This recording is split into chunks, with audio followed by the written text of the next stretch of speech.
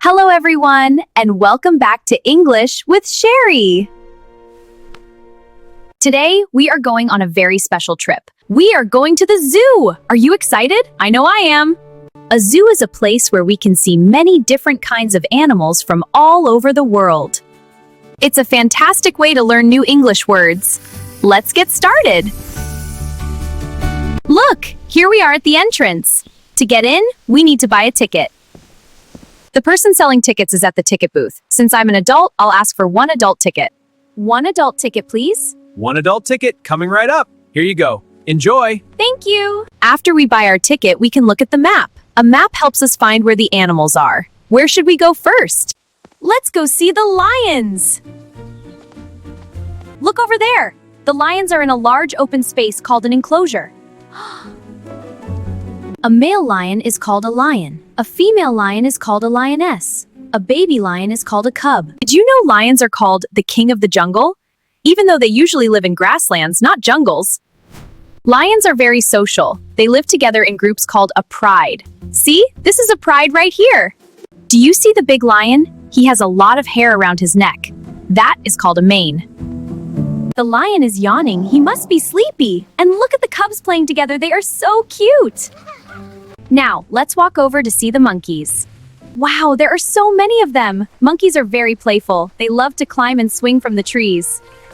What is that monkey doing? He is eating a banana. Monkeys love to eat fruit. The zookeeper is the person who takes care of the animals. The zookeeper gives the monkeys their food every day. Monkeys use their tails to help them balance when they climb. Some monkeys even use their tails like an extra hand to hold onto branches. They are very active animals, always moving around. What's that tall animal over there? That's a giraffe! Giraffes are famous for their very long necks. They use their long necks to eat leaves from the tops of trees. A giraffe's tongue is very long, about 45 to 50 centimeters. And look, it's dark purple!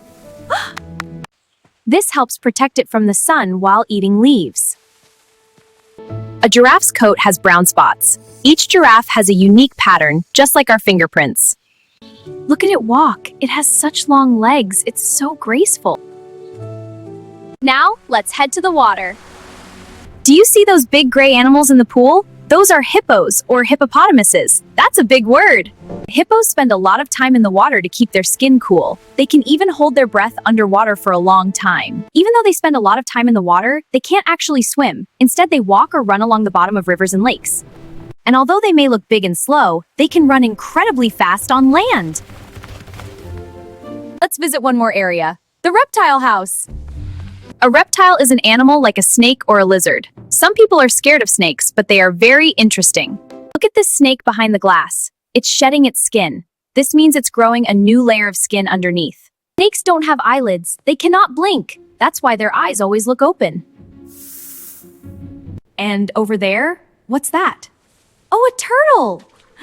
See the turtle's hard shell? It keeps it safe. Turtles move very slowly, but they're protected. Some turtles can live for more than 100 years. That means a turtle can live longer than many people.